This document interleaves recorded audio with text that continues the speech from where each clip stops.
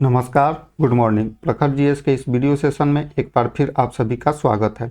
इस वीडियो के माध्यम से हम लोग पिछले 23 मार्च से 29 मार्च तक के महत्वपूर्ण करेंट अफेयर्स एमसीक्यू की चर्चा करेंगे। आशा है ये सभी करेंट अफेयर्स एमसीक्यू आपके आने वाले परीक्षाओं के लिए लाभकारी साबित होंगे। तो आइए शुरू करते हैं आज का यह वीडियो शुरू करने से पहले आप सभी को हिंदू नववर्ष की हार्दिक बधाई, हार्दिक शुभकामना। आप सभी को पता है हिंदू नववर्ष जो कि चैत्र शुक्ल प्रतिपदा अर्थात हिंदी महीना के हिसाब से चैत्र महीना पहला महीना होता है, तो चैत्र के शुक्ल पक्ष के प्रतिपदा अर्थात एकम को ये हिंदू नववर्ष मनाया जाता है। यह जो हिंदू नववर्ष होता है अर्थात भारतीय नववर्ष यह विक्रम संवत के अनुसार मनाया जाता है। विक्रम संवत की शुरुआत हुई थी आज से 2082 वर्ष पहले, अर्थात आज जो हिंदू नववर्ष शुरू हो रहा है यह 2082वें वर्ष में प्रवेश कर रहा है। तो यह जो विक्रम संवत है, विक्रम संवत की शुरुआत उज्जैन के एक शासक थे सम्राट विक्रमादित्य। तो उसी विक्रमादित्य के द्वारा शकों को पराजित करने के बाद से उन्हें सकारी विक्रमादित्य की उपाधि उन्होंने धारण की थी और एक नया संवत शुरू किया था जिसे विक्रम संवत के रूप में जाना जाता है।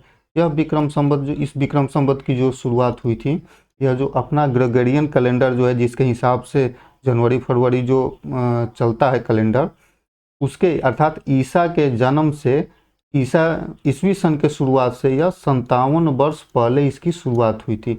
अर्थात आज जब 2025 चल रहा है तो 2025 में 57 जोड़ देंगे तो आएगा 2082, अर्थात हिंदू नववर्ष जो मनाया जाता है विक्रम संवत 2082 आज से प्रारंभ हो रहा है।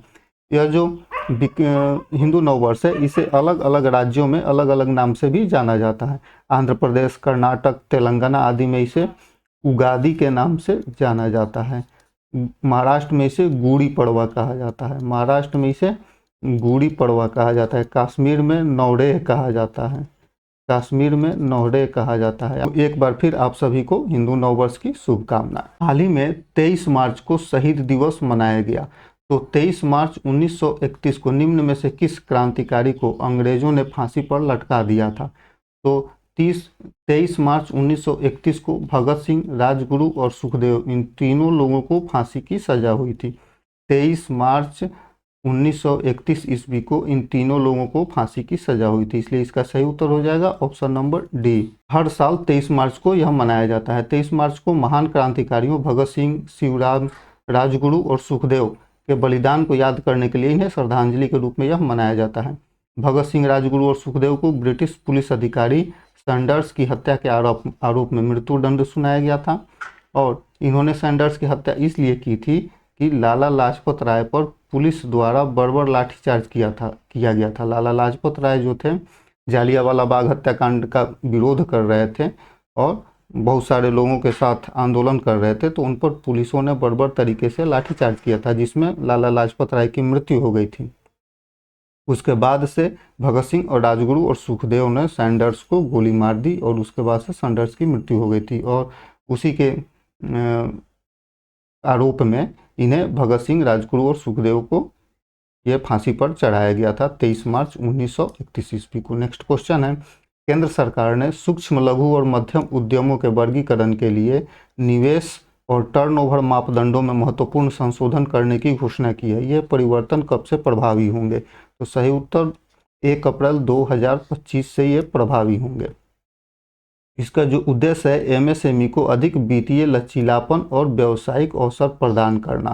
संशोधित जो एमएसएमई वर्गीकरण मापदंड बनाया गया है सूक्ष्म उद्यम के लिए, जो पिछली सीमा थी 1 करोड़ रुपया था, अब उसे संशोधित कर 2.5 करोड़ कर दिया गया है। और टर्नओवर की जो सीमा थी वो सूक्ष्म उद्यम के लिए 5 करोड़ थी जिसे संशोधित कर 10 करोड़ कर दिया गया है।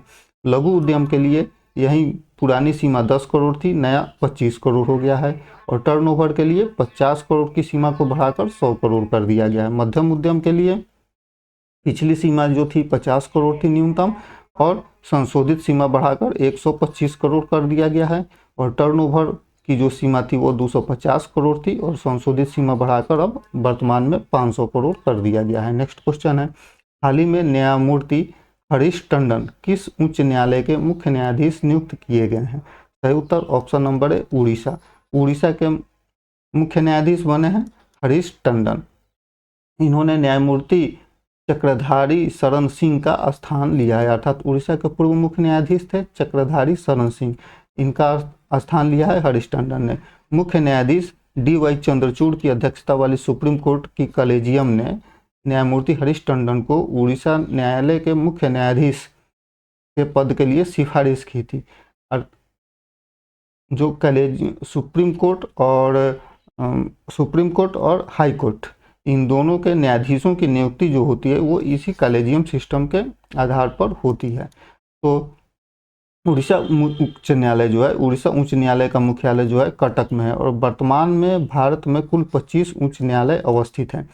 भारतीय संविधान में अनुच्छेद 214 से 231 तक उच्च न्यायालय के प्रावधानों का वर्णन किया गया है, जबकि अनुच्छेद 217 न्यायाधीशों की नियुक्ति के संबंध में बताता है। नेक्स्ट क्वेश्चन है, हाल ही में भारतीय रिजर्व बैंक द्वारा जारी एक रिपोर्ट के अनुसार भारत में आने वाले रेमिटेंस के स्रोतों में संयुक्त रूप से किस देशों ने खाड़ी देशों को पीछे छोड़ दिया है?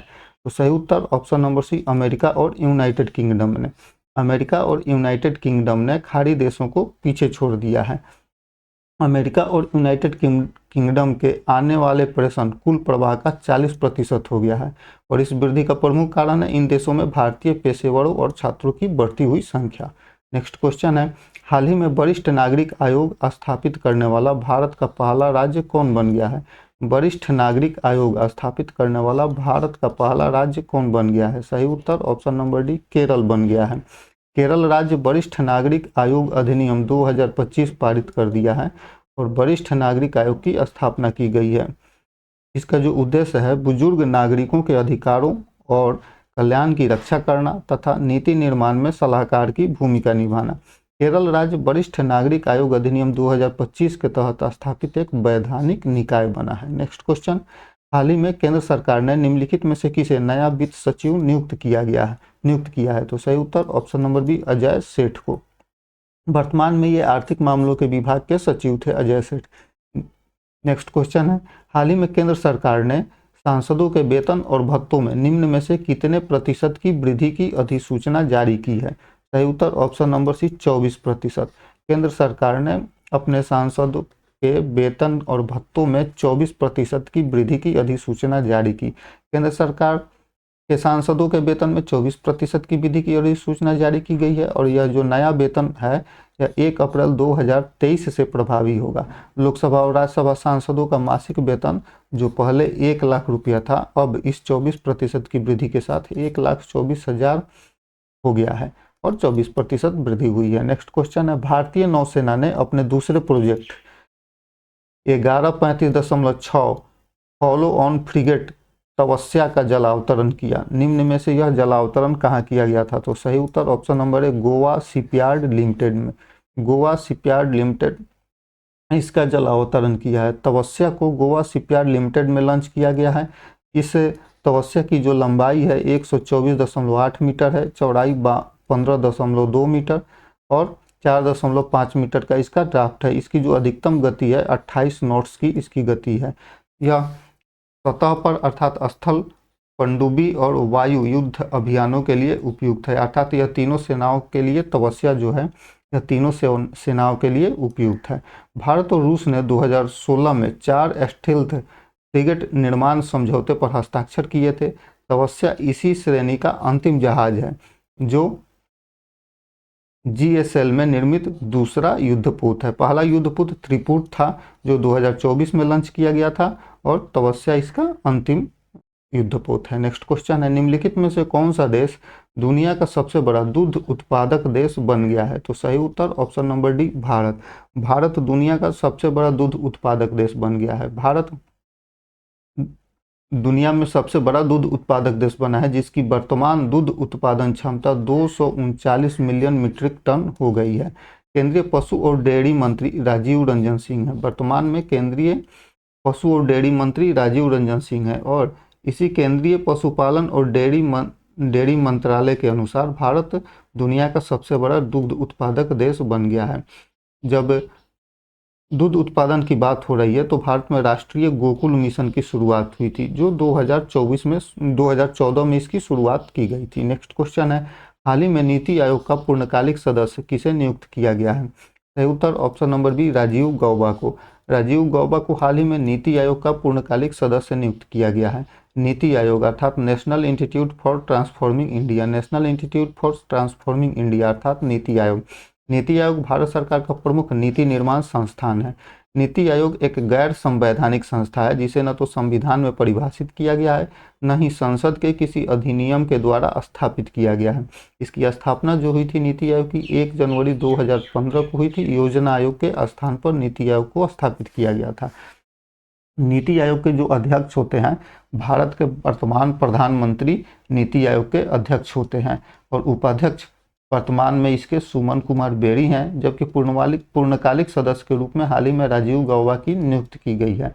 अंशकालिक सदस्य के रूप में केंद्रीय मंत्री और मुख्यमंत्री शामिल होते हैं, जबकि इसके मुख्य कार्यकारी अधिकारी, नीति आयोग के मुख्य कार्यकारी अधिकारी वर्तमान में है BVR सुब्रमण्यम। नेक्स्ट क्वेश्चन है, हाल ही में जॉर्डन में आयोजित एशियाई कुश्ती चैंपियनशिप 2025 में 87 किलोग्राम ग्रीको रोमन वर्ग में किस भारतीय ने कांस्य पदक प्राप्त हुआ? सही उत्तर option number B, Sunil Kumar को। सुनील कुमार को कांस्य पदक मिला है। कहाँ मिला है? तो जॉर्डन में आयोजित हुआ था एशियाई कुश्ती चैंपियनशिप 2025। तो एशियाई कुश्ती चैंपियनशिप 2025 के 87 kg गिग्रो रोमन वर्ग में सुनील कुमार को कांस्य पदक प्राप्त हुआ है। यह जॉर्डन के ओमान में आयोजित हुआ था। 2019 में सुनील कुमार को रजत पदक प्राप्त हुआ था। हाल ही में निम्नलिखित में से किस संस्था ने छात्रों के मानसिक स्वास्थ्य से जुड़े मुद्दों को हल करने के लिए एक राष्ट्रीय टास्क फोर्स का गठन किया है? तो सही उत्तर option number C, supreme court ने। सुप्रीम कोर्ट ने एक टास्क फोर्स का गठन किया है।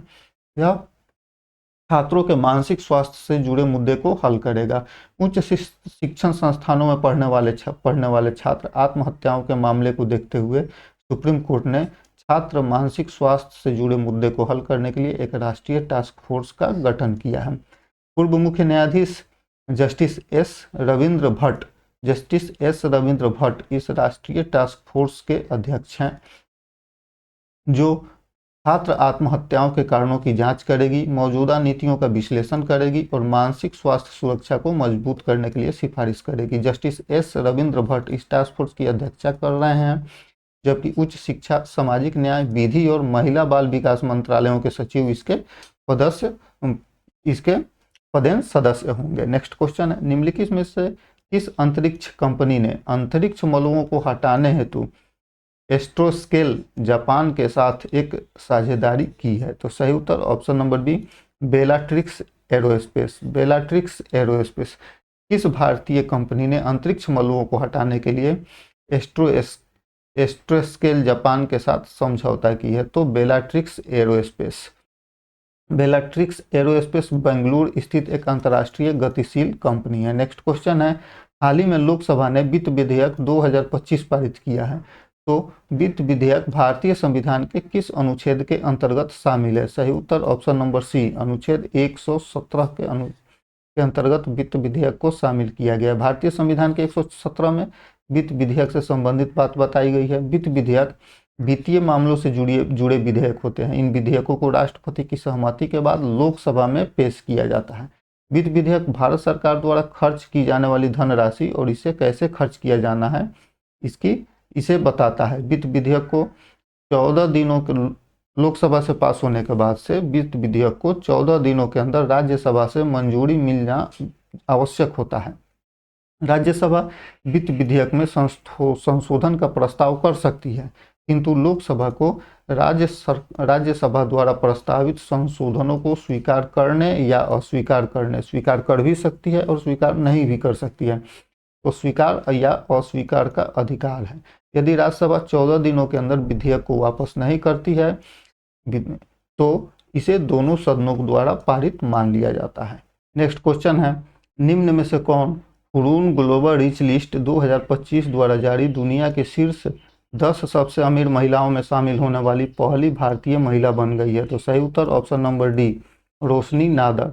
रोशनी नादर दुनिया की 10 सबसे अमीर महिलाओं में शामिल होने वाली पहली भारतीय महिला बनी है। रोशनी नादर जो है HCL टेक्नोलॉजी की अध्यक्ष हैं और सबसे रोशनी नादर शीर्ष 10 में शामिल हुई हैं और भारत की पहली महिला है जो शीर्ष 10 में शामिल हुई हैं। जबकि विश्व की जो सबसे अमीर महिला है एलिस वाल्टन है, वालमार्ट की एलिस वाल्टन विश्व की सबसे अमीर महिला है। नेक्स्ट क्वेश्चन है, हाल ही में संपन्न खेलो इंडिया पैरा गेम्स 2025 के पदक तालिका में प्रथम स्थान पर कौन सा राज्य रहा? सही उत्तर ऑप्शन नंबर है हरियाणा। हाल ही में खेलो इंडिया पैरा गेम्स आयोजित किए गए थे 2025, तो इस खेलो इंडिया पैरा गेम 2025 के पदक तालिका में हरियाणा पहले स्थान पर। हरियाणा को 34 स्वर्ण पदक प्राप्त हुए, 39 रजत पदक और 21 कांस्य पदक, इसके समेत उसे कुल 104 पदक प्राप्त कर हरियाणा ने पहला स्थान प्राप्त किया है। दूसरे स्थान पर तमिलनाडु है जिसने कुल 74 पदक प्राप्त किए हैं। उत्तर प्रदेश तीसरे स्थान पर है जिसने 64 पदक प्राप्त किए हैं। वहीं बिहार का जो स्थान है इस पदक तालिका में 14वां है। बिहार ने 3 स्वर्ण पदक, 3 रजत पदक और 4 कांस्य पदक प्राप्त किए और कुल बिहार ने 10 पदक प्राप्त किए हैं। नेक्स्ट क्वेश्चन है, हाल ही में दुनिया का दूसरा सबसे बड़ा चाय निर्यातक देश कौन सा बन गया है? तो सही उत्तर option number C Bharat. Bharat दुनिया का दूसरा सबसे बड़ा चाय निर्यातक देश बन गया है। भारतीय चाय बोर्ड जो कि कोलकाता में है और इस चाय बोर्ड की स्थापना हुई थी 1954 ईस्वी में। तो भारतीय चाय बोर्ड द्वारा जारी हाल ही में एक आंकड़ा जारी किया गया। इस आंकड़े के अनुसार भारत 2024 में वैश्विक स्तर पर दूसरा सबसे बड़ा चाय निर्यातक देश बन गया है। भारत ने श्रीलंका को पीछे छोड़ा है जबकि केन्या का शीर्ष स्थान बरकरार है, अर्थात केन्या चाय निर्यात में पहले स्थान पर है, भारत का स्थान दूसरा हो गया है और श्रीलंका तीसरे स्थान पर चला गया है। दुनिया में चाय का सबसे बड़ा उत्पादक देश चीन है, उसके बाद भारत और केन्या का स्थान अर्थात चाय के उत्पादन में पहले स्थान पर चीन, दूसरे स्थान पर भारत और तीसरे स्थान पर केन्या। चाय निर्यात में पहले स्थान पर केन्या, दूसरे स्थान पर भारत और तीसरे स्थान पर श्रीलंका। भारत में चाय का सबसे बड़ा उत्पादक राज्य असम है जो कि देश के कुल चाय उत्पादन का लगभग 50% से अधिक उत्पादन करता है। नेक्स्ट क्वेश्चन है, हाल ही में निम्नलिखित में से किस देश में भूकंप आने के बाद आपातकाल की घोषणा कर दी गई? तो सही उत्तर ऑप्शन नंबर बी म्यांमार में। म्यांमार में हाल ही में भूकंप आया था। नेक्स्ट क्वेश्चन है, हाल ही में जारी हुरून ग्लोबल रिच लिस्ट 2025 के अनुसार दुनिया में अरबपतियों की संख्या के मामले में भारत का स्थान क्या है? तो सही उत्तर ऑप्शन नंबर है भारत को तीसरा स्थान प्राप्त हुआ है। हारून ग्लोबल रिच लिस्ट 2025 के अनुसार दुनिया में अरबपतियों की संख्या के मामले में भारत तीसरे स्थान पर चला गया है। हाल ही में हारून ग्लोबल रिच लिस्ट 2025 जारी की गई।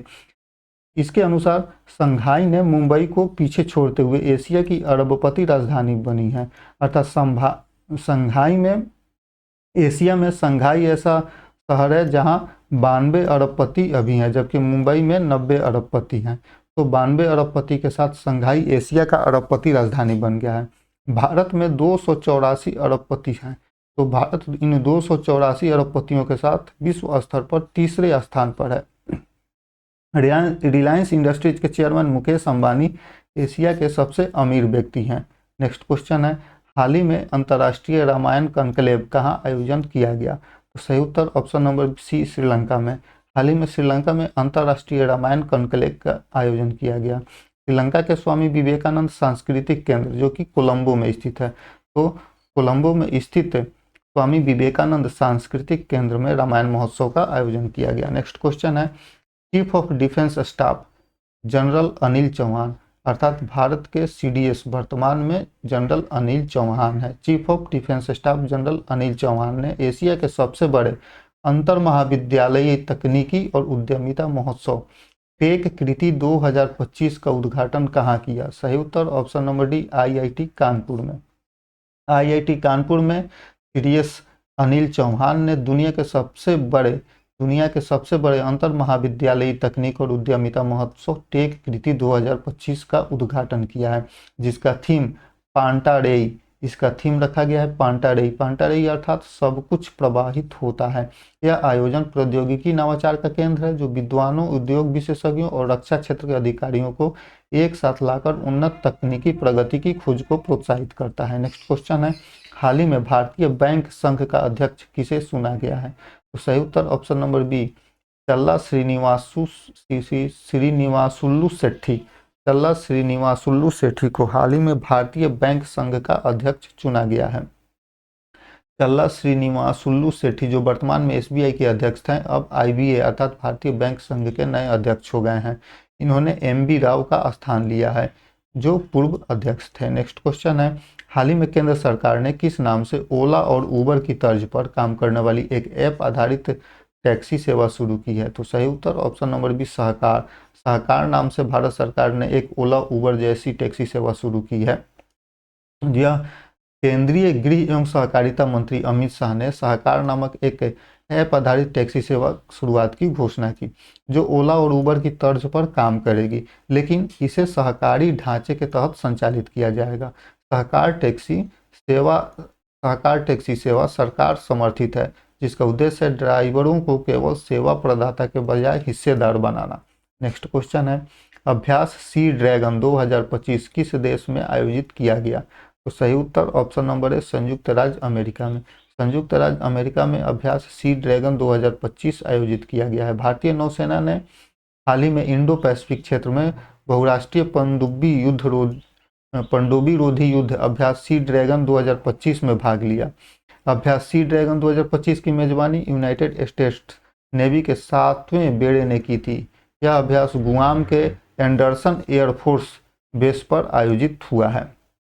नेक्स्ट क्वेश्चन है, स्टॉकहोम जल पुरस्कार 2025 किसने जीता है? तो सही उत्तर option number C Günter Blöschl. Stockholm जल पुरस्कार 2025 इन्होंने जीता है।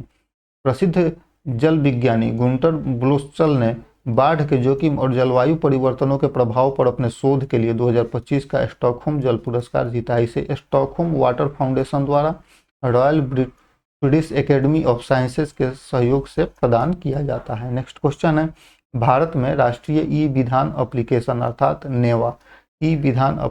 अर्थात नेवा को लागू करने वाला पहला राज्य कौन सा था? सही उत्तर option number B Nagaland.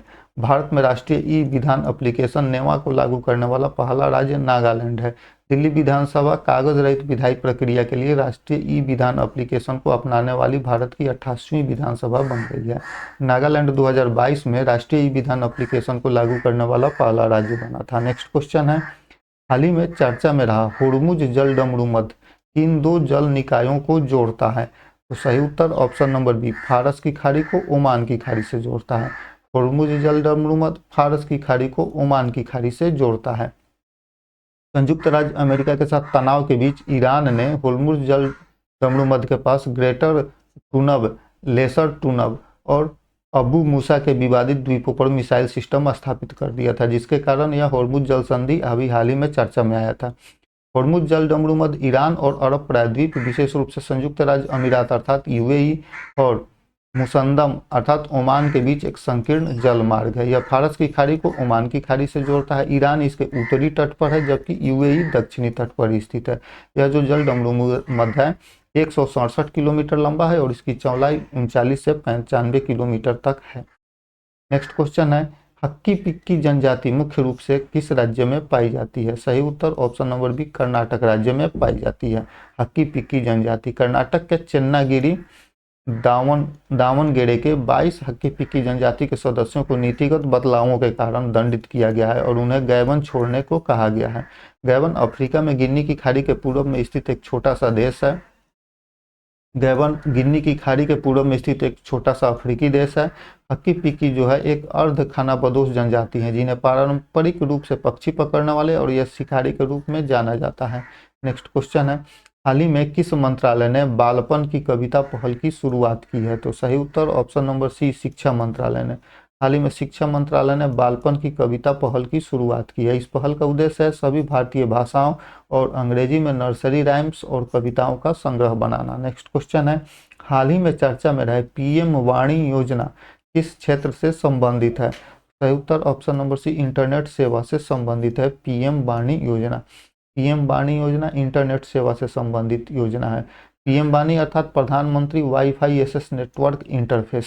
PM वाणी इसका उद्देश्य डिजिटल इंडिया बनाने के लिए सार्वजनिक वाईफाई हॉटस्पॉट का विस्तार करना। इस योजना को दूरसंचार विभाग ने दिसंबर 2020 में लॉन्च किया था। नेक्स्ट क्वेश्चन है, किस राज्य सरकार ने सरकारी दस्तावेजों तक आसान पहुंच के लिए एआई संचालित चैटबॉट सारथी लॉन्च किया है? सही उत्तर ऑप्शन नंबर ए हरियाणा ने। हरियाणा सरकार ने सरकारी दस्तावेजों तक आसान पहुंच के लिए एआई चैटबॉट लॉन्च किया है और एआई चैटबॉट का नाम है सारथी। हरियाणा सरकार ने इस एआई चैटबॉट सारथी लॉन्च किया है। हरियाणा के मुख्यमंत्री का नाम है नायब सिंह सैनी। नेक्स्ट क्वेश्चन है, लुईस ग्लेशियर जो अपनी तेजी से पिघलने के कारण खबरों में था। लुईस ग्लेशियर हाल ही में तेजी से पिघलने के कारण खबरों में रहा था। यह लुईस ग्लेशियर किस पर्वत पर स्थित है? सही उत्तर option number D Mount Kenya पर्वत पर स्थित है लुईस ग्लेशियर। यह जलवायु परिवर्तन के कारण अफ्रीका के दूसरे सबसे ऊंचे पर्वत चोटी माउंट केन्या पर स्थित है और यह बहुत ही तेजी से पिघल रहा है। लुईस ग्लेशियर जो कभी बर्फ का एक बहुत बड़ा सा पिंड हुआ करता था अब बहुत सिकुड़ गया है पिघलते पिघलते और 2030 तक इसके पूरी तरह से पिघल जाने की बात हो रही है। नेक्स्ट क्वेश्चन है, हाल ही में भारतीय राष्ट्रीय कला एवं सांस्कृतिक विरासत न्यास का नया अध्यक्ष किसे चुना गया है? सही उत्तर option number D Arun Kumar Tripathi को। अरुण कुमार त्रिपाठी को हाल ही में भारतीय कला एवं सांस्कृतिक विरासत न्यास का नया अध्यक्ष चुना गया है।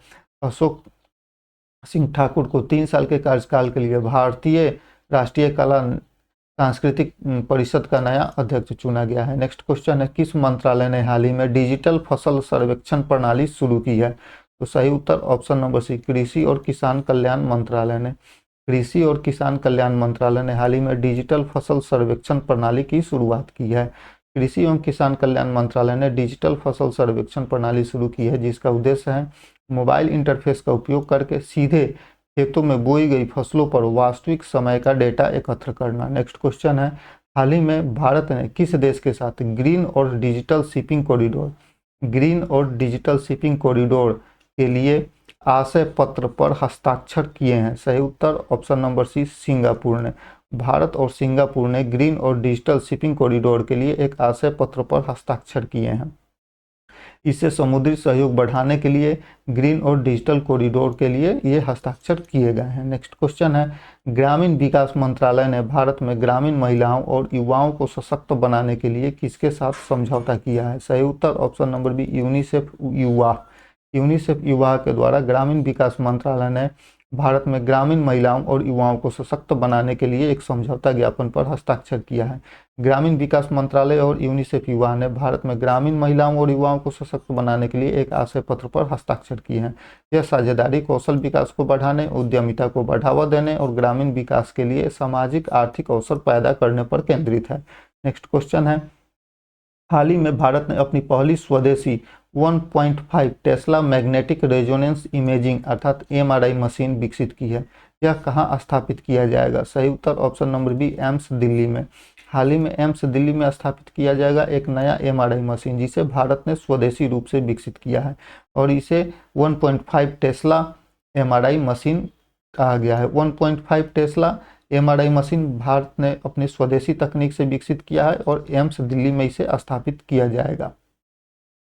यह जो इस MRI का जो विकास किया गया है समीर के सहयोग से किया गया है। समीर अर्थात society of applied microwave electronic engineering and research के सहयोग से इसे विकसित किया गया है। इस MRI के लागत में 50% तक की कमी लाने का लक्ष्य है। इस MRI को लगाने से 50% तक स्वास्थ्य सुविधा में कमी आ सकती है। नेक्स्ट क्वेश्चन है, हाल ही में किस वैज्ञानिक को एबेल पुरस्कार से सम्मानित किया गया है? तो सही उत्तर ऑप्शन नंबर बी मसाकी काशीवाड़ा को हाल ही में एबेल पुरस्कार से सम्मानित किया गया है। एबेल पुरस्कार यह नॉर्वे सरकार की ओर से Norwegian academy of science and letters के द्वारा प्रदान किया जाता है। इसका नाम नॉर्वे के गणितज्ञ नील्स हेनरिक एब्बे पर इसका नामकरण किया गया था। इस पुरस्कार की स्थापना नॉर्वे की संसद ने 2002 में की थी और जिस समय एब्बेल की 200वीं वर्षगांठ थी, तो 200वीं वर्षगांठ के अवसर पर इस पुरस्कार की स्थापना की गई थी। यह पुरस्कार पहली बार 2003 में दिया गया था और इसे नोबेल पुरस्कार के बराबर माना जाता है, अर्थात गणित के क्षेत्र में एबेल पुरस्कार को नोबेल पुरस्कार के समतुल्य माना जाता है। धन्यवाद।